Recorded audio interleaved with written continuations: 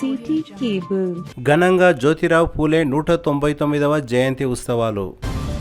జ్యోతిరావు పూలే జయంతి సందర్భంగా తాండూరు పట్టణంలో మాజీ ఎమ్మెల్యే పైలట్ రోహిత్ రెడ్డి నివాసంలో జ్యోతిరావు పూలే జయంతి కార్యక్రమం ఘనంగా జరిగింది. యాలల మండల బీఆర్ఎస్ పార్టీ అధ్యక్షులు రవీందర్ రెడ్డి, కృష్ణకుమార్, సిద్రాల శ్రీనివాస్, అనంతయ్య ముదిరాజ్, లాలు ముదిరాజ్, బీఆర్ఎస్ తాండూరు నియోజకవర్గ మహిళా కన్వీనర్ శకుంతల దేశపాండే, మాజీ ప్రజా ప్రతినిధులు తదితరులు పాల్గొన్నారు. బడుగు బలహీన వర్గాల స్వేచ్ఛ సమానత్వం కోసం పోరాడిన యోధులు, విద్య ద్వారానే బీదల అభివృద్ధి సాధ్యమని నమ్మి బీదలకు విద్యను అందించిన సేవామూర్తి శ్రీ మహాత్మా జ్యోతిరావు పూలే 199వ జయంతి బషీరాబాద్ లో ఘనంగా నిర్వహించారు. శనివారం బషీరాబాద్ మండల కేంద్రంలోని ఎంఆర్పీఎస్ కార్యాలయంలో నిర్వహించిన జ్యోతిరావు పూలే జయంతి వేడుకలలో పలువురు మాట్లాడుతూ శ్రీ మహాత్మా జ్యోతిరావు పూలే అందరికీ ఆదర్శమని అన్నారు. ఈ కార్యక్రమంలో వికారాబాద్ జిల్లా ఎంఆర్పీఎస్ అధికార ప్రతినిధి కృష్ణ మాదిగా, ప్రవీణ్, ఉపాధ్యక్షులు సురేష్, జీవన్గి బసప్ప, బషీరాబాద్ మాజీ సర్పంచ్ నర్సింహులు, కిష్టప్ప, శ్రీశైలం, అర్జున్, జీవన్గి ఉప సర్పంచ్ జర్నప్ప, సందీప్, సురేష్, భీమప్ప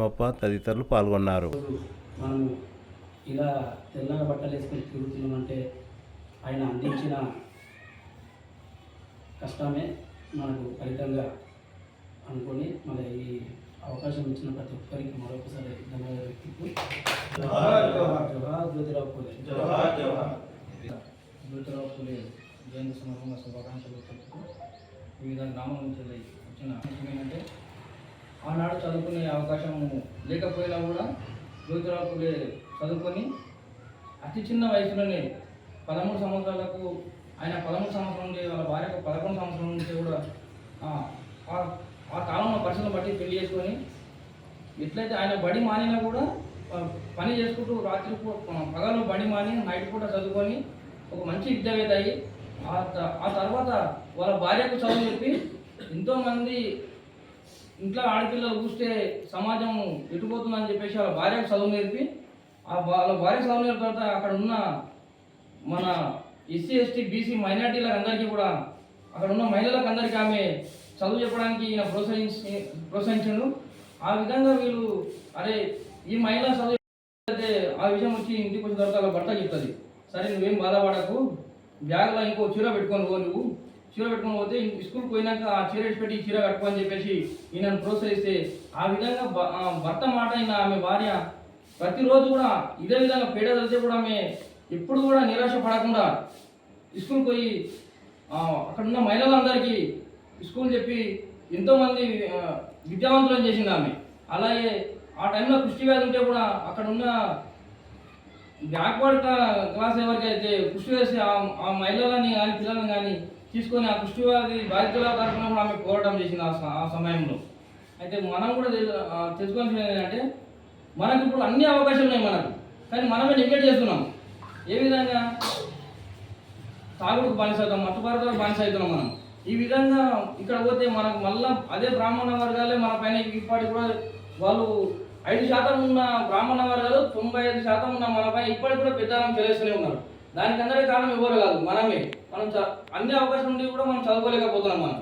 అందుకే ఈ విషయం ఈ సందర్భంలో నేను చెప్పాల్సింది ఏంటంటే మనం కూడా ప్రతి గ్రామాల్లో తిరిగి మనకున్న యువతకు కానీ పెద్ద మనుషులు కానీ అందరికీ చెప్పి అవగాహన కార్యక్రమాలు నిర్వహించాలని చెప్పేసి ఈ సందర్భంగా ఇక్కడ ఉన్న పెద్ద మనుషులందరూ కూడా నేను తెలియజేస్తున్నా. ఈ అవకాశం ఇచ్చిన మీ అందరికీ ధన్యవాదాలు.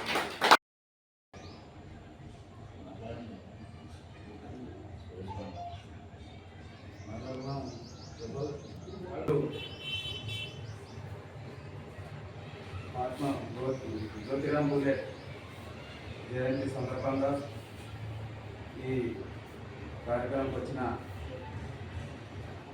అందరికీ ధన్యవాదాలు. మన జీవన్కి బసపన్న సర్పంచ్ మన ఈ సందర్భంగా మాట్లాడాల్సింది ఏమంటే మా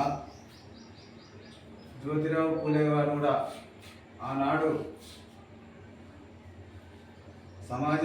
సమాజం గురించి అప్పుడు ఈ ఆడపిల్లలకు కానీ ఎవరికి కానీ విద్య అనేది ఆడపిల్లలకు ఎవరికి కూడా విద్య లేదంట. ఆ టైంలో ఆడపిల్లలు కానీ ఇంట్లో బానిసలాగానే పనిచేయడానికనే ఉండాలంట. అప్పుడు అయితే ఆ టైంలో ఆయన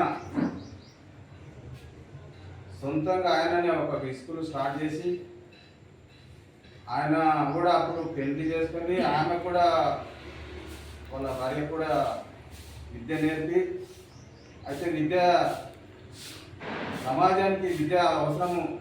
ఆడపిల్లకు కూడా ప్రతి ఇంట్లో ఆడపిల్లకు కూడా ఖాళీ ఒక బానిస ఇంట్లోకి వెళ్ళి బయటికి వెళ్ళి వాళ్ళ ఇంట్లో ఓపిల్లలకు బానిసలాగానే ఉండాలంట ఆడపిల్లలు ఆ టైంలో. దాన్ని ఎంతోమంది కూడా ఎదిరించుకొని మనకు మనకు వాళ్ళకు విద్య వచ్చేటట్లు మనకు ఏర్పాటు చేసి సమాజాన్ని ఇంత గొప్పగా చేసిందంటే ఈయన వల్లనే. ఆయన వాళ్ళ పిల్లలు కూడా లేరు, భార్య పిల్లలు కూడా సమాజానికి ఆడపిల్లలకు కానీ మగపిల్లలకు విద్య తెచ్చినట్టు మనం ఈ ఎలుగులకు వచ్చినామంటే వాళ్ళ దాంట్లోనే మనం ఇంత బయటికి వచ్చినామంటే వాళ్ళ పుణ్యాన్ని మనం వచ్చినాం. ఎన్ని కష్టాలు వచ్చినా ఏమొచ్చినా కానీ మన పిల్లలకు ప్రతి ఇంట్లో కూడా మనం విద్య చేస్తేనే మనం ఇప్పుడు సమాజంలో మన పిల్లలు విద్యావంతులు అయితేనే మనకు భవిష్యత్తు ఉంటుంది. లేదంటే మనకు భవిష్యత్తు లేకుంటుంది. మన పిల్లలను కానీ ప్రతి ఇంట్లో కూడా పిల్లల బానిసత్వం అంటే చాలా కష్టాలు ఎదురవుతాయి. విద్య లేకుంటే ఎదురవుతాయి. మనకు భూములు పెరిగాయి, ఇళ్ళు పెరిగాయి, సమాజంలో విద్య పెరిగితే మనం ఏం లేకున్నా కూడా ఎట్లయినా మనం ఆర్థికంగా నిలదొక్కున్నాడు అయితే మన పిల్లలు విద్య ప్రతి ఆడపిల్ల కానీ మగపిల్ల కానీ విద్యలో మనము మన పిల్లలకు గొప్ప వాళ్ళని చేస్తేనే మనకు ప్రయోజనం ఉంటుంది. మనం ఇక్కడ